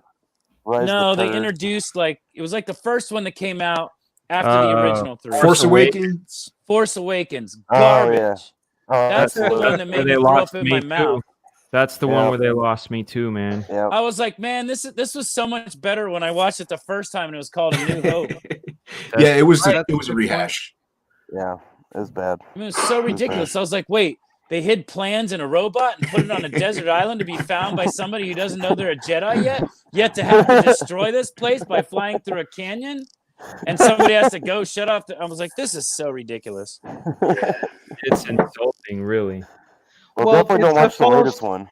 I think it's a false dichotomy that you have to deconstruct your current heroes to get new ones in. I think a series that managed to meld the old and the new well is Cobra Kai, because I'm sure a lot of people that never Oh, got into Cobra Karate Kai's Kid great. might like Cobra Kai, and people that just love or were a little bit into the old stuff also love the way Cobra Kai treated it. I think we got a Cobra Kai stuff and Sonic the Hedgehog. You know how they listened a little bit. That's also something you got to do too. I think in those two, there's a little bit of hope. You can have a little bit of hope, but it's dire I out think there. I have a theory on that one. I think they actually were just fucking with people, and that was just to get hype for the movie, dude. I really do. I don't think that was like, the Sonic the Well, Hedgehog thing. I would have liked to see Timothy Zahn trilogy be what started the new sequel trilogy. Don't you know that's fan fiction now? Yeah, it's all Well, fan fiction, man. Don't you What know up, that? Mark, how are you, sir? Confirmed. Hello, how you doing, brother? Hey, Okami Mark. Hey, Hi, hello. I still had the show playing in the background, and it like could hear both over the top. Hello, thanks for letting me come on. This is Kami Mark. He's also a comic creator. Yeah. I love it. Look, I was- Mm. I was And gonna. you're coming out of England, yeah? yeah, from England, making some books. Got like a whole gang of UK people like churning some good shit out. You should have a look. I Yeah. love satirical works. I love what you did with your book. I think we need more satire, comedy, that kind of stuff. I appreciate that stuff. I do have this thing. Let me show you that I got this today. I made this today. This is like the box in it that it goes out in. Like you see. Oh, nice. All right. That's pretty cool. I like that. So yeah, people will be getting them soon. It's cool. So we were talking about movies and stuff. I don't want to interrupt you guys. Keep going. I'm gonna take one quick No, pause. Actually, I kind of have a question. What did you think about Joey being on The Masked Singer? Did you catch that? Yeah, he told me when he was going to be on it, or he told me that he was doing it. So I kind of knew the whole time. And that's just Joey. Joey will do anything. Joey's Yeah, he's always great. been. Joey loves to perform. He was always like, he loves attention. He loves to be, and that's what made him a core part of the group. It was really cool to like. I've seen him on Broadway. I've seen him, I'll find him. I'll be watching like the stupidest thing, and Joey will pop up. So Yeah, no, when- he's on the Impractical Jokers sometimes and stuff like yeah, that. that was another Yeah. one. I saw him on that, and I was like, had to call him. I'm like, dude, I didn't even know you're on that. And he's on. He was on like Chopped or something like Oh, that. really? I was like, dude, the kid works. He loves that kind of work. I'm not really into that as much. Man, my I dad, do a little my bit dad here thought and there. you were on But the Masked Singer. He's like, I think that's Chris. Ask him. I'm like, they're not allowed to say if they are. yeah, yeah. This season, there were a lot of people asking if I was on the Masked Singer, and I was like, no. Yeah, that's But a if I fun. was, do you think I'd tell you anyways? Yeah, really. It's a fun show. We like it. I'll check it out. I like the costumes. Yeah, dude, the rabbit was amazing. I thought he was great. That Yeah, costume he was was- pretty sick. It was really sick, actually. Oh, not me. Shit. Well, you know, Fragga, that happiness movie is hard to find. Happiness. It's a hard to find movie. It's a very hard to find movie. You might have Yeah. to. You might have I might to have- find it if you know. Yeah, yeah, I'm gonna have to Have you ever find it. seen Happiness? Happiness? Yeah.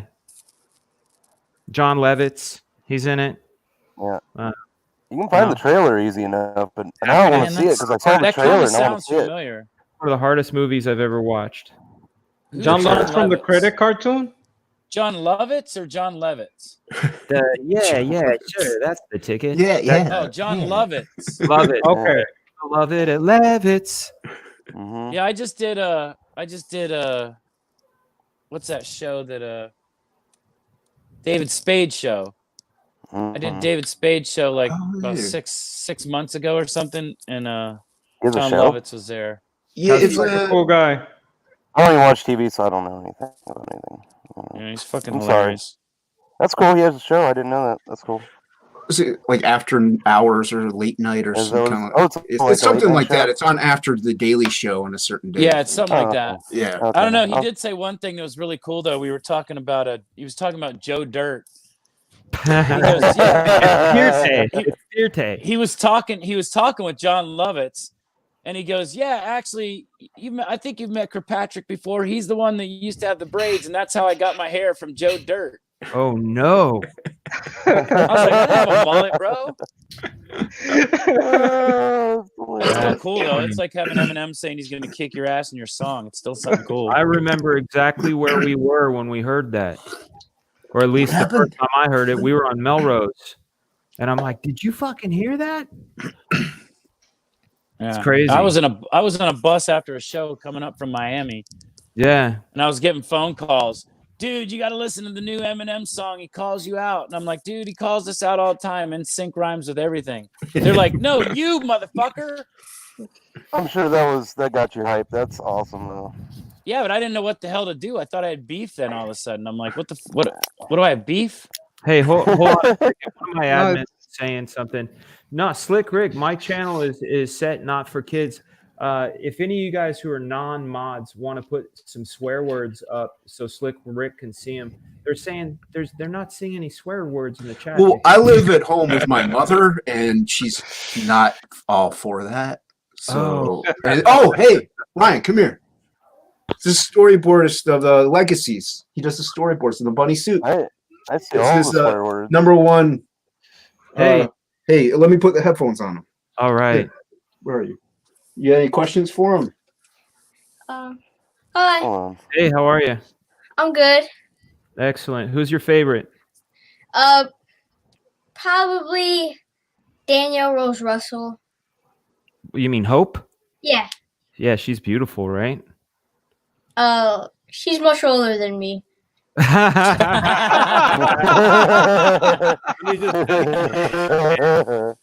There was a show called Wonder Woman that came out when I was 5, and this was Woman, not Wonder Girl. I didn't Linda care. Carter.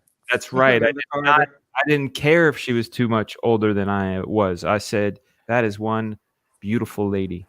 But yeah, She's you're still right. smoking hot. You're right. He's not wrong. Well, it's a pleasure meeting you, man. Same. I could say same to you. Have a good night. You too. All right, you have a good one, man. That's sweet.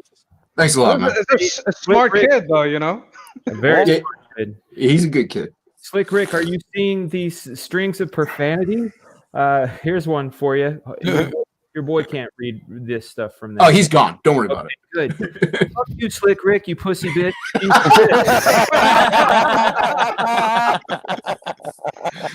Oh man, the chat is a source of comedy. They a Hey, supercomputer. Slick says he doesn't see it.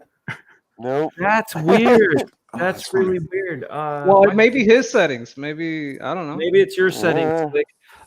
We'll look into that. Mike Green, if you want to peek under the hood and see if something's going on, that's really You weren't clicking on any of Seven stuff, were you? That might have something to do with it. I left it a thing earlier in the chat here. My mom apparently is on Twitter. I didn't even know about it. I'm like, what? She's Wow. like, you swore on Twitter? I'm like, yeah. Like, you have a Twitter account?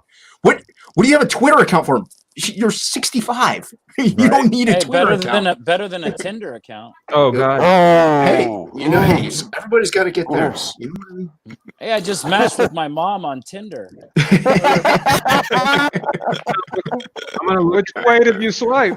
I'm kidding. Hey, I want dinner. You know what I mean? Oh, man. Jesus. I'm gonna try to see if I can see the swears when I look at this. I saw one. What did you see, baby? Fuck a doo doo. I'm seeing everything. I'm trying to find the one from. Anthony asked if CK has the new Funko Pops, the NSYNC Yes. Funko Pops. Yes, I do. We got a collection of them, and that's really cool. That's like doing Saturday Night Live, doing Super Bowl, Sesame Street, getting a Funko Pop. That's pretty cool. A little earlier, we had a fan that had a whole bunch of your merch growing up. That Star Wars girl, she was saying in the chat that she had a whole bunch of you guys' stuff. Big fan. She's a great girl. Crazy. Yeah, and it's pretty cool. Yeah. Hey, Frega, Yeah, bro. I got to take off. Do it, buddy. Thank you so much, you guys. We're gonna Yeah, of wind it. course. I'm gonna before you Pleasure leave, to meet you, I'm gonna sir. wind the show down, guys. Tommy Mark, thanks for coming through. Sketch Therapy, thanks for coming through. Here's a super kick. Mr. Bascom, habooyah! Wiggle, wiggle. Awesome as always, dude. I'm gonna. There we go. Man, I didn't mean to cancel your show. No. I gotta end anyway. We got another show that's running along with ours, so we're gonna wrap this bad boy up. And there's something wrong. The swears are being killed in the chat, which means our settings have been dinked with. So I got to figure out what. Tampered with. Yeah, dude. Thank you so much. Can you? Of course, man. I love you, bro. I love you too, man. She wants to kick you. No, and she means because if there's a button that I can hit that'll boot you out of the studio. So she wants to boot you. Are you okay being booted by a 9-year-old girl? Being booted. All right. I There can you go, handle baby. being All you have booted. to do is click it. Chris, thank you so much. You got to go up and under. There you go. Yep. Talk See you to guys later. You just got to tap that, sweetheart. He's ready. About to get booted. Like this. Oh, kick him then. No, you have to tap. Oh, she wants to do a kick. Oh, yeah. Thanks, Chris, man. Thank you so much. Welcome back anytime, bro. Well, that's what we had, you guys. I gotta figure out what. Yeah, see, I'm seeing all the swears on my side. Let me see. Let me check YouTube right now, and see if they're happening here. Let's see. Jude said, "Can anyone see this?" No, not at all. No, not at all. This is really weird. Wait, hold on. Let's see what the other one was. I heard them say. Michael Green says he sees swears, but I'm not seeing. Death Metal Hero. Is there one? No. Yeah, I wonder if there's a glitch. Hold on. It says top Wait, chat, hold on. live chat. All chats are visible. I saw Hold on. something. Don't. Let's see. I can see my own profanity, but nobody else's. Rogue mod. The chat's on the side. Default frags. No, I know. I'm looking at. I already did it, guys. Check this out. I The tapped. side is glitching. No, that's the green screen. See, we do this. I go in, I tap that little deal there that says live chat. Boom. YT puts it on top chat by default. Okay, see Anthony Perone. I'm seeing fuck poo shits up my ass and fuck beans, but I'm not seeing. It's weird. Like some people's aren't showing. It's like they're invisible. Like okay, let's see. Let me take a look. This is really crazy. Okay, see, that says Greenception right there with Michael Martin, but I'm not seeing Greenception at all on the YouTube. Let's see. Every viewer has to manually change it on their Fut shit crack, says Baz. But they're not updating. Hold on. Yeah, but they have to all be on live chat in their homes too. Wait, there's one. Yeah, no, now it's working. But what I'm saying, look at baby. Good night, motherfuckers, right? There we go. Now they're back. Very strange. Very, very strange. You guys, thank you so much for the wonderful time. We want to thank our good friend Chris Kirkpatrick for coming to the show. You guys, Ethan Van Sciver, our good friend Uncle E is streaming. You guys head over there. I know I'm gonna. You guys have a wonderful, wonderful night. Happy Wednesday to you. You've been watching the Couchdoodle Show with your host. That's me, Fragaboom, comic book veteran of 29 years. You guys be awesome. I know. Don't curse in front of the kids. Peace. I know. But my kids, I don't care. they're savages. My hair's glitching. They're taking over. All right, you guys, be well. If you guys want to check out the campaign, it's in the links in the description. If you want some free comics, those links are also in the description. Be and do your best. Be excellent to one another. Be and do your best. I will see you guys tomorrow at 5:00 p.m. My kids are very distracting. You guys be well. Thank you so much. And toilet paper. Weirdo.